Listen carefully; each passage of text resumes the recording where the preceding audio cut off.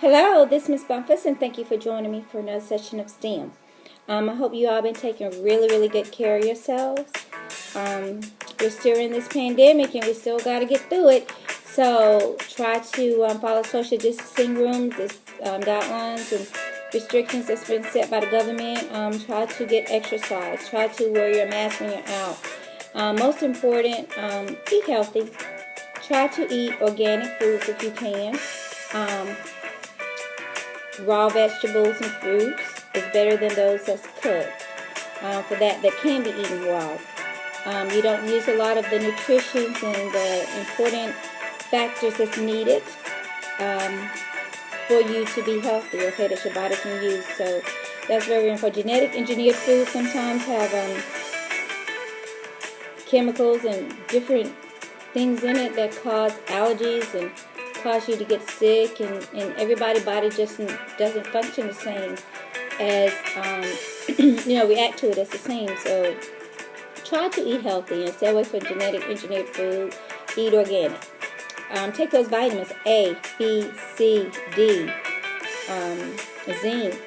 You have your vitamin C that boosts your immune system and help build your immune system. Vitamin D, respiratory benefits, and zinc will help stop replication of certain viruses if it was to enter your blood and cells.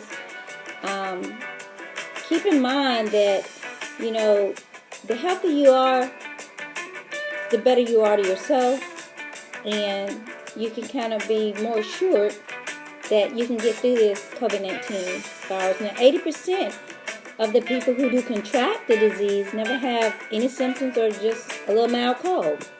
16% goes to the hospital, and 4%, usually more severe, may die, okay, or have died. So, that's a large percentage of people that just don't get the disease.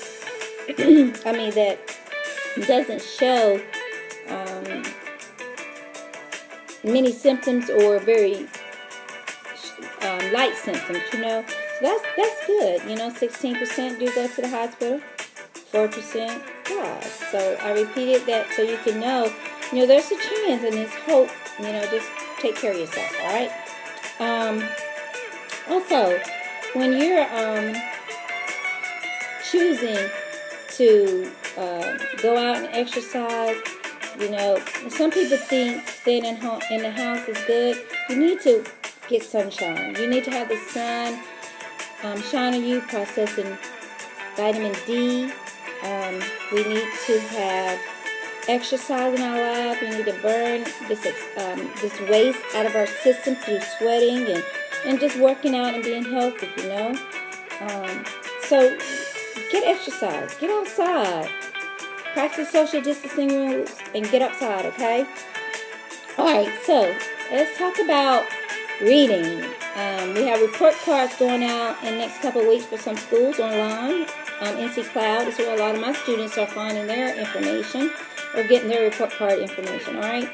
So you should be prepared for that, doing everything that you need to do. Read. When you're reading, keep in mind you got comprehension questions that you need to be asking yourselves. Those comprehension questions are main idea, which correlates with the title, supportive details, setting, where did this take place, in a barnyard, in a backyard, or whatever. We want to look at story structure,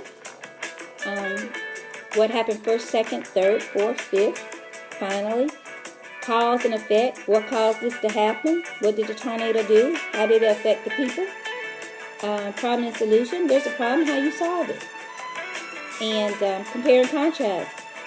What's the difference between a lemon and a lime? How are they alike when you're comparing two things, alright?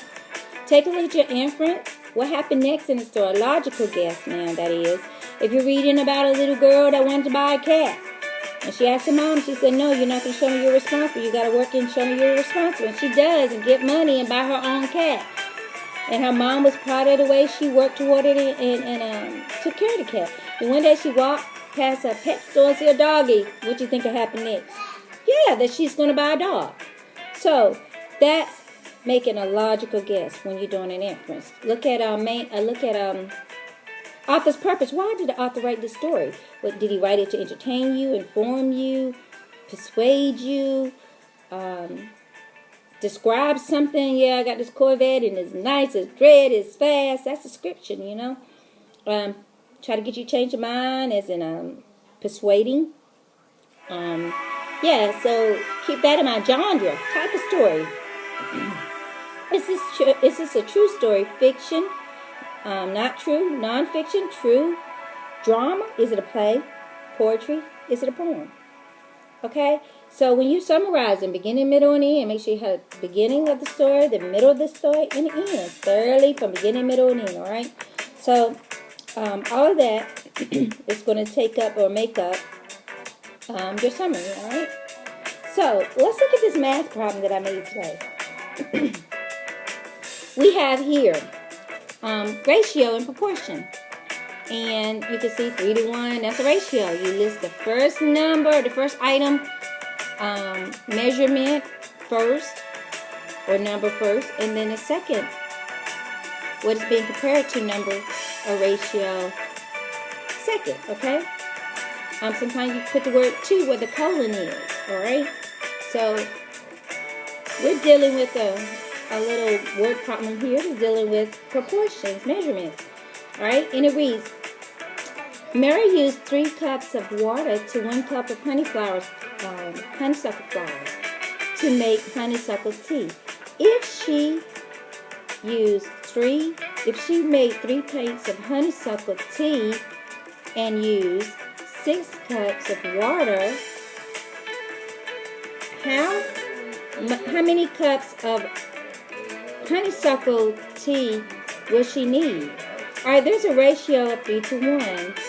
And so if you look for each serving here, she has 3 to 1, 2 servings, 6 to 2, 3 servings, 9 to 3, and so on. So this is your water to your honeysuckle, alright? And we know 6 pints is 2 cups, and we're looking at cups. So 3 pints is 2 cups. Well, there's 2 cups in a pint. So 6 times 3 would be 6. So 6 cups that we're looking at with 3 pints. So we have 6 cups equals 3 pints, alright? But our ratio is 3 to 1. So that's just how that will work. And you just use the same proportions for every serving. And it goes on and on and on, alright? This is a little graph that I made. But that's usually what you use when you're measuring and measuring out different proportions of something, especially with recipes. And we know we should be using recipes this week because through May 15th, we're going to be having our chef creation, all right? So let's try to keep in mind proportions. How much of this and how much of that will make this, and how much in a batch of this will make that, and what we need for this, and so on, all right? So that's your ratio and your proportions, all right? Now, this week with Chef Creations, I have decided not to make a cake like last week, or my last session of STEM. I'm going to make a tea. The type of tea that no one ever thought to make, all right? And that tea is going to be honeysuckle tea. Now, honeysuckle tea, I just made this little word problem with it, all right? The benefits, it has so many benefits. So many. It's so healthy for you. It's from the Loceria family, and the honeysuckle tea is has over 200 species of flowers, alright? This is one that is a natural native of the Carolinas here where we stay at right here. This is your yellow honeysuckle, and you can find it almost everywhere besides the roads that you drive, your backyard, everywhere. And it smells really sweet, and it has honey in it. Actually has honey in it. So that kind of make it so healthy too, because honey is really good for fighting off colds and used in cough drops and things like that. Okay, lemon and honey. So the honeysuckle, like I said, has over 200 species and has been used for medicines for many years in our native cultures, and and different things. Just people don't use those things anymore, all right? But honeysuckle is a flower, as you can see right here. See? It's a pretty little flower. Now I've washed these out off right here. So I picked them. And I washed them off, right? And this is where you would find your honey and your, right there, your little nectar on the end. But this honeysuckle, I'm gonna put this in my tea. But this honeysuckle right here is has many, many benefits. For example, it can relieve headaches. You can drink the tea and it relieves headaches. Nausea, if you feel a little sick in the stomach or something, is anti-inflammatory. It would help reduce swelling. It also improves immunity, so it reduces fever. It has vitamin C, help improve immunity. What else? It kind of soothes sore throats, colds, flus. Good for all that. Help build your respiratory system and soothe your respiratory system, and that's why it's so good with helping cure colds and things like that. It maintains blood and sugar level. It protects against viral and bacteria infections like strep throat, tuberculosis, salmonella. You can use for aromatherapy, which helps with mental and physical health. It's a natural detoxifier. It's good for your intestines and digestive system. The oil of these honeysuckles are really good for your skin. If you have eczema, it's really good if you can, get the oil from it and rub it on your skin.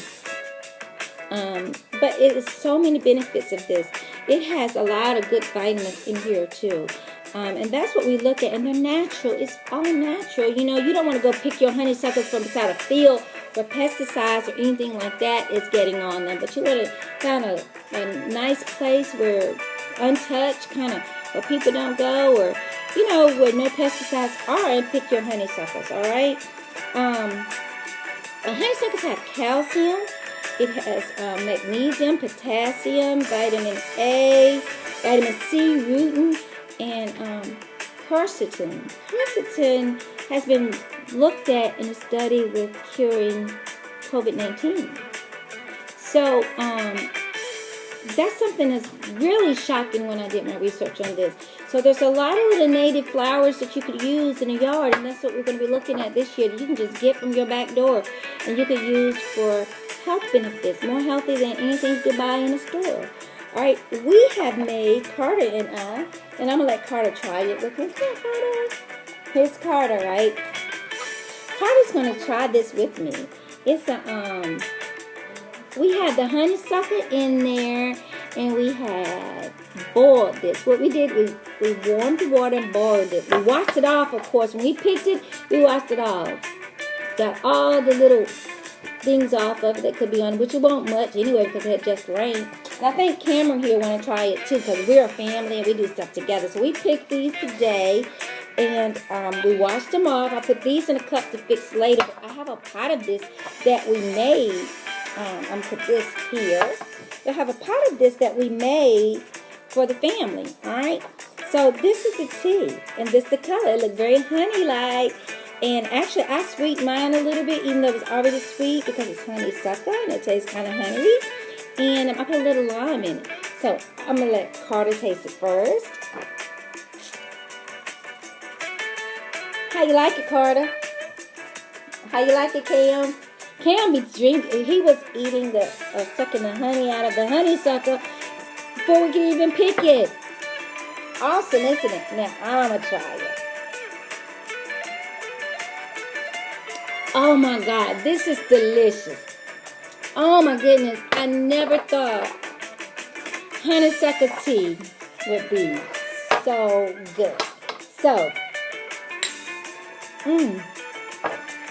you need to try this. You need to try this at home. It's so many benefits. You will not regret it. You can't go wrong with it. Wash anything you get out of the wild off thoroughly and cook it. You can make jelly from honeysuckles. You can make tea. The same thing with other wild foraging plants that you're going to find. You can do the same thing. Okay? So, until next time, cut it off. Until next time.